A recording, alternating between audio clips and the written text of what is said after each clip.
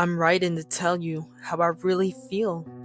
You probably didn't notice, but for the longest time, I've always been there for you. I want you to know what I've done, and I hope by me opening up to you like this, you will hopefully feel the same way for me, and we can be happy together forever. I remember when we were both 13, when you first transferred to my school. As soon as you walked in, I thought you were the most beautiful girl in the world.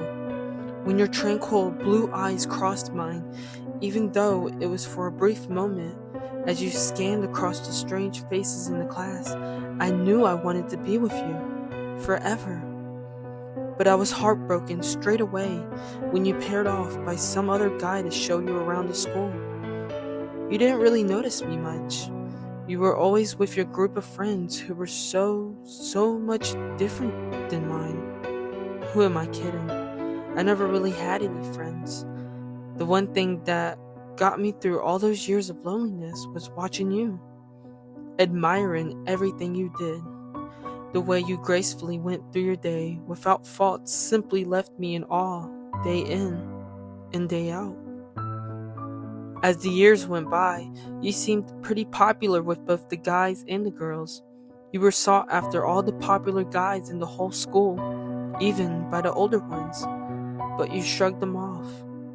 The girls loved how you looked after yourself.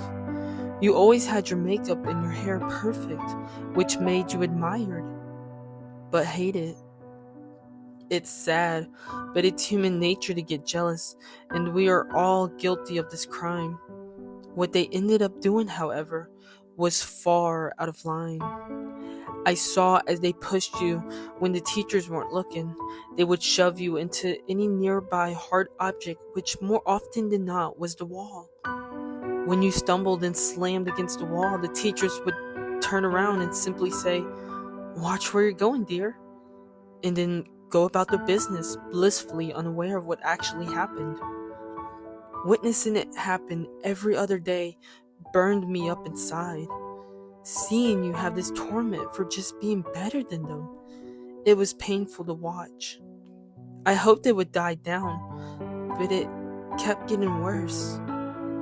I saw when the bullies would knock your drink over when you least expected it, just because the most popular guy asked you out.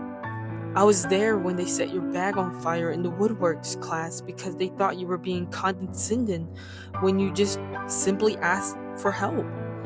And I caught a glimpse of that one time when they actually threw you to the ground outside the school gates and kicked you until you cried simply because you tried to tell the teacher about what was going on.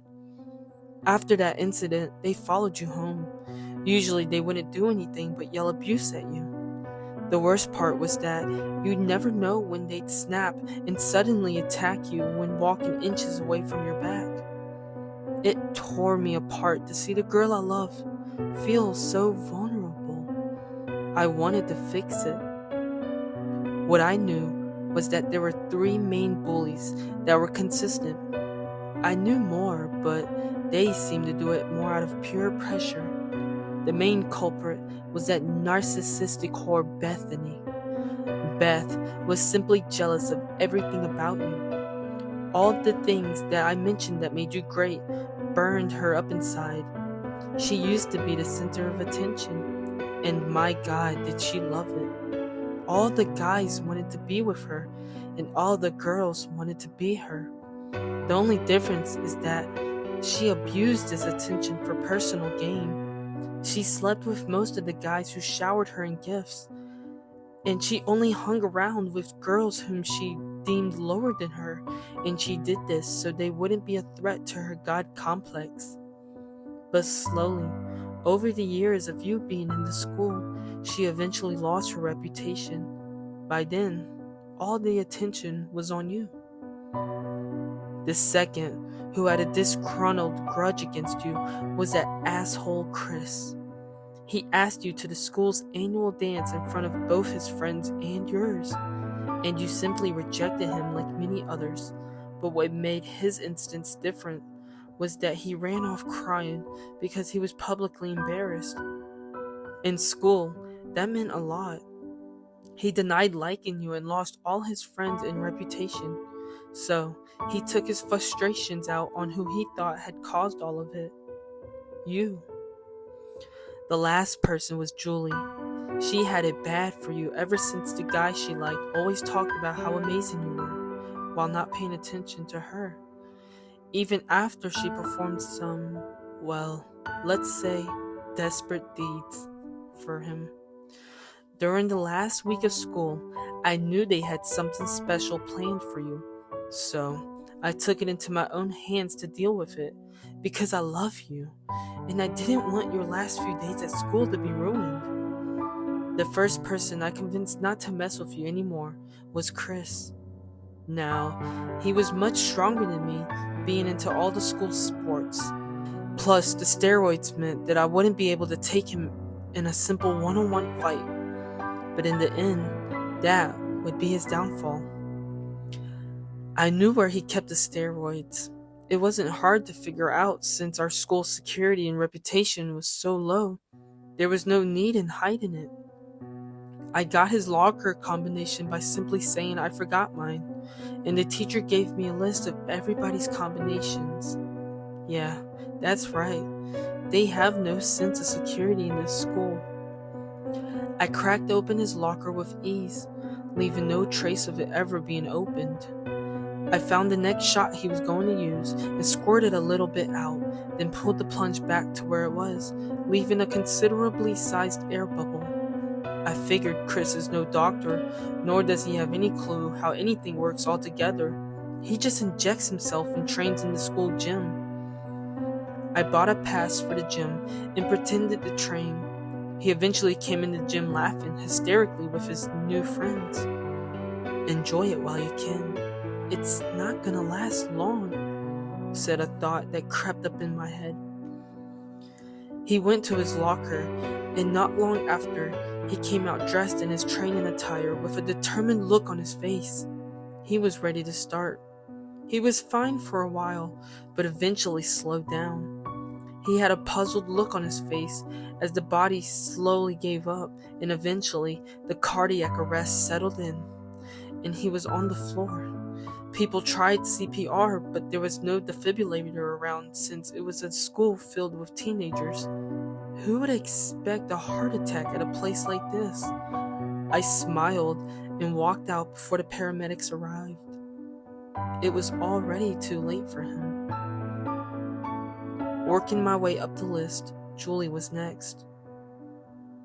She was always jealous of the way every guy liked you. I silently slipped through her window without her noticing. I knew her parents were out, so if she made a noise, no one would immediately come to her aid. I pounced on her while she was sleeping, pinning her down. I tied her hands to the bedpost and then her legs.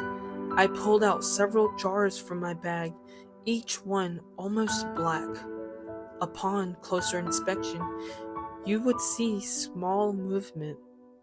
They were full of the creepy crawlers that one would typically find in the bottom of anyone's garden.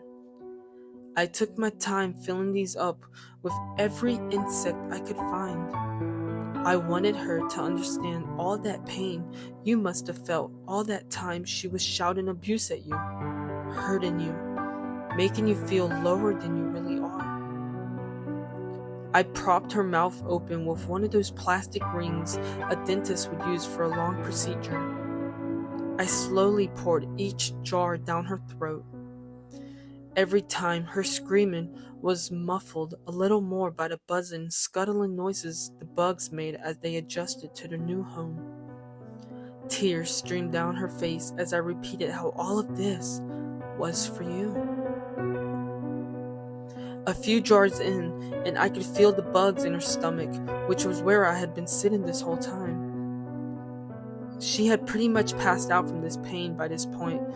When this happened, I'd wait, and then I'd pour water on her face and slap her until she responded.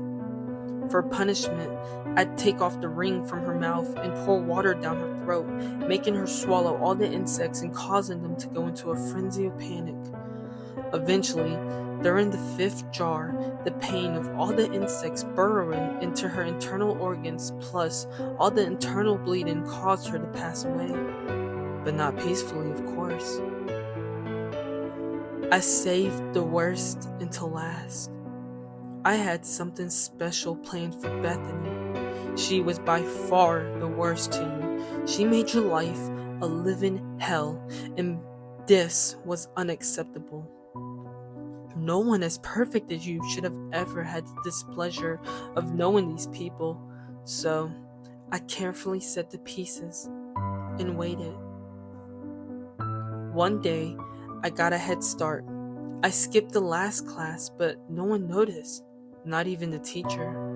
This shows how much I was noticed in school. By this time, I had memorized her route home and waited at an archway.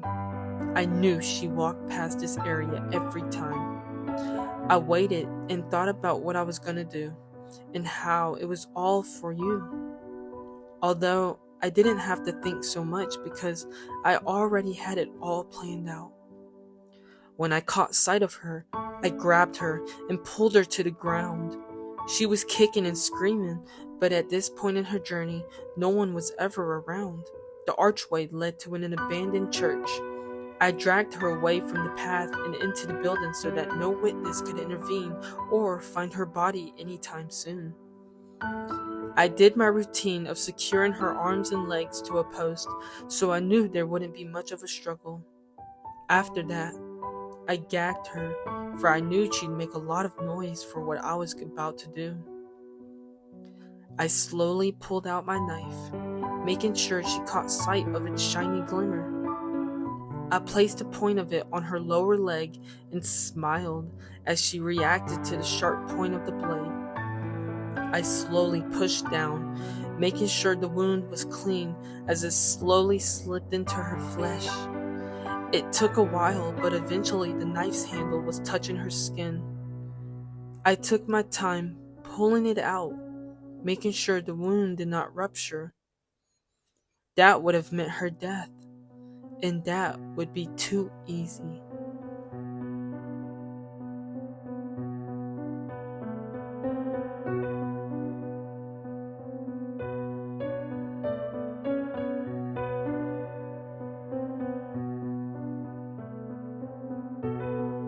As soon as the knife exited her body, I immediately wrapped the split up with a bandage, applying enough pressure to cut the bleeding down to a minimum.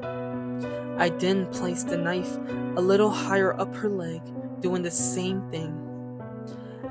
I stared into her eyes as she helplessly watched me do this over and over, all over her body. After every stab, I would say a remark about how you didn't deserve what she did to you. Eventually, her whole body was nothing but red bandages. She was barely conscious as I slipped the final blow to her heart. I can imagine you're screaming about now. In fact, I know you'll be, and I'll be close enough to hear it. And by you stopping, I know you've gotten this far into my letter, so I'll start making my way in. It's pretty easy to get into your house after the first few times. You probably thought it was your parents who left you this note in your room in the first place. No, it was me. Don't be afraid of the noise downstairs. It's only me. Put down the phone. I know by now that you've got it in your hand, but I've cut the phone line. Don't bother calling your parents if you haven't done so already. I've already silenced them. You can stop your screaming now. I am always right outside your door. Unlock it now, and soon it'll just be you and me. Together. Forever. Lots of love. Your secret admirer.